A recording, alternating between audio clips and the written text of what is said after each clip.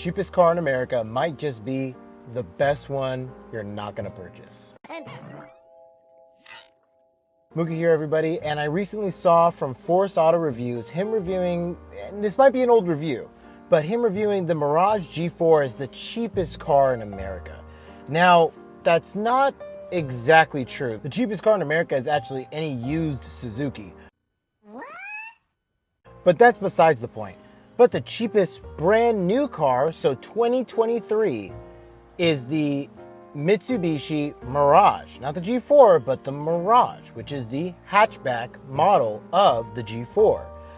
It's pretty much a mirror image of it, just it has a hatchback. It looks like a Prius C, which I'm actually a fan of, the Prius C. I think it's an excellent option for anybody. I think just probably not car guys are going to be the first ones to buy it, but I think so. But car people and non-binary car people, because I want to say car guys, but I don't want to offend anybody. Car generation, car folks, car enthusiasts. There we go. That's the word I was looking for.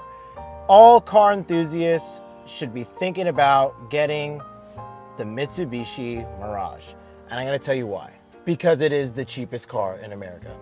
Ha! Gay! You won't buy this Mitsubishi. Mostly because if you are somebody who's interested in cars or the automotive world, you're going to hate the fact that it's not a Evolution, right? And you're going to hate the fact that the last time they gave the name an Evolution, there was going to go to like an Outlander Sport or something, or the Eclipse crossover or whatever Mitsubishi's working on. But I got some haters coming at y'all guys about Mitsubishi and what's secretly going on over there and why you really need to start putting some attention over there. That being said, I recently had a friend who will remain nameless.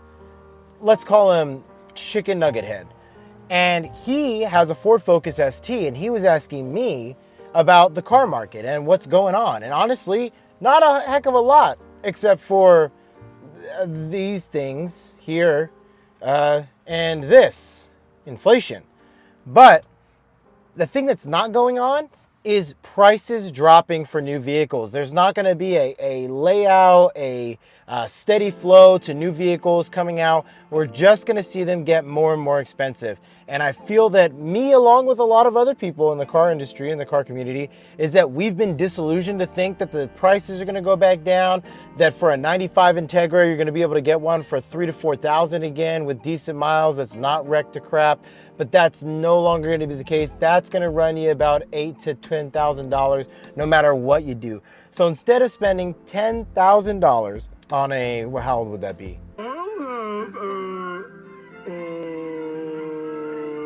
On a 30-year-old vehicle, instead of spending $10,000 on a nearly 30-year-old car, you could spend $16,000 on a brand new car that gets 39 miles to the gallon. I believe it's like 100 horsepower, whatever the horsepower is, just put it here. Look, you're not gonna be running any races soon. But as somebody that I just came across on my feed had told me directly to me with his Instagram reel, me only solo alone of me, he told me personally, he said, if you think you're a car enthusiast or that you're a car person, but the only thing you care about is how new, how fast, or how good the car looks, like that's the only thing you care about, is just that it's like that it's new, it's good, or that it's new and it's fast. Like that's all you care about, that it's new and it's fast. Then unfortunately you're not a car guy, you're just a douche. And I'm like, yeah, you are just a douche if that's all you care about. Because that's what BMW owners are. All of them, they just want a BMW, they just want a faster BMW, they want to drop $70,000 on a BMW. I'm not talking about all BMW owners, just most of them. Most of them, they're just like, well, I'll just buy a new BMW that has 500 to 700 horsepower, and I'll just drive that, and I'll just be the coolest guy on the block. I'll put a carbon fiber tail spoiler on it, and I'll call it a day. And I'm just like, that's not what it's about, because some of the cars that I love the most are the slowest.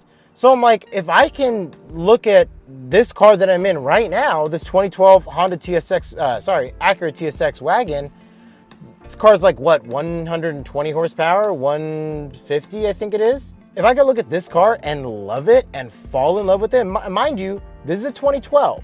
So this has heated seats, it has Bluetooth stereo, USB connection, It's got cruise control. It's got all the standard, everything that you need, right? 2012. And for some reason, every review I've seen about the Mirage disparages the fact that it's not push to touch start, like push to touch start, or it's not keyless entry, or you gotta use the key to open the trunk like it's my car, like it's a 2012 or older. And it's like, what's wrong with that?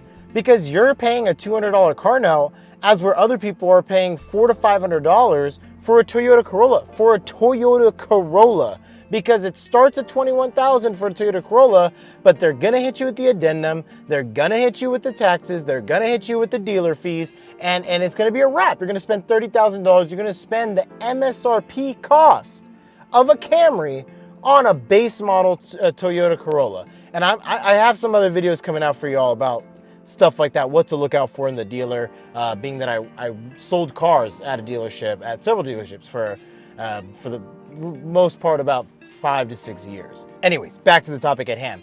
Buy the Mirage. You're thinking about getting a new car, don't get a new car. If you have to get a new car, get the Mirage. If you're a car guy, get the Mirage. If you're not a car person, get the Mirage. Unless you have a family of 6 or you need, Golf wagon. Oh, Golf wagon, yes. I don't like Volkswagen, but Golf wagon.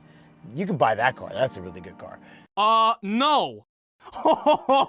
I digress, but if you want the best value for your buck, I'm not talking about that it's the best looking car, I'm not talking it's the fastest car, I'm not talking about it's the most moddable car, I'm not talking about it. It's all around, all encompassing for anyone and everyone, car person, non-car person, nomadic, digital nomad, whatever, overlander even. If you just want the best bang for your buck and you want a brand new car, you want something that gets good gas mileage, it has enough space for everything. If I could get one, if Mitsubishi would lend me a Mirage, I would show you how versatile that thing is and how good it could look. If they just gave me one, I could tell you how good it could look. Obviously, it wouldn't look fantastic. It'd be like trying to put lipstick on a Prius C. I get it. You put eyelashes on a freaking Mini Cooper. I don't know, but I'm saying is that it's one of the better options, if not the best, when in just a world of expenditure. Wouldn't you rather be saving money for a house than be spending $500, probably 1/3 of your paycheck,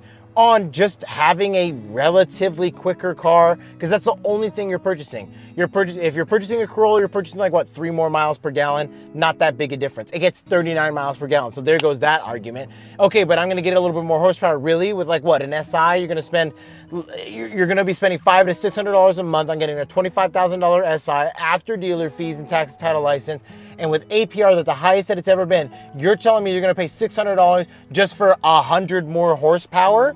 When the car is probably twice as light as the SI. The Mirage is probably twice as light as the SI. So if anything, it could probably keep up off the line with that SI from the jump anyways. So there's that argument out the door. Oh, but it doesn't look as good. Most of these cars don't look good. Most cars don't look good, all right? My car doesn't look good. I love my car. I think it looks good, but I also ruined it. I bashed the bumper. The 2 side passenger doors are both scraped to hell. So kick that notion to the curb, because most of the cars that people like are dog crap. I had a friend of mine that he went from an E-Class Mercedes, and then now he has an Outback. You think he cared about looks? No, like, well, probably, but not when you don't have options. Don't take my advice, but my advice is this, is that if you think that you can afford a brand new car, think again. And if you think that it makes you somebody who's interested in cars, who loves cars, who's a car enthusiast, to put themselves in a bad position just for horsepower or aesthetics or for cost, brother, you're gonna be just fine with the Mirage. It is everything you need, and it's everything you don't. Somebody complained that it doesn't have a center console. Shut up. BMWs barely have cup holders and they're useless. Oh, well, it doesn't have Apple CarPlay. In 2022, I had a 2022 Type R and it had Apple CarPlay and it didn't work 80% of the time. Apple CarPlay's garbage. It's aesthetically pleasing, it's nice, but it's trash. You can't even watch YouTube while you're driving and put your own life in danger. At least in the Mirage, you just put the phone stand up, you turn it sideways, there's YouTube, Netflix, Hulu, Freeform, YouPorn, all that good stuff. It's all there. Just get the Mirage. Stop arguing with me. Hit me up in the comments about how stupid you think I am. Why I don't know, whatever stupid car you think is better, why your Ford Escape is better, why your Ford Focus is better, why your Ford Mach-E is better. And the only reason I'm saying Ford so much is because YouTube keeps giving me Ford Mach-E commercials every 5 seconds. Anyways, buy the Mirage. It's the best vehicle of 2023. Throttle House, I'm adding Throttle House. Throttle House, the Mirage is the best vehicle of 2023. At me, bite me. Subscribe. I'll see you guys in the next one.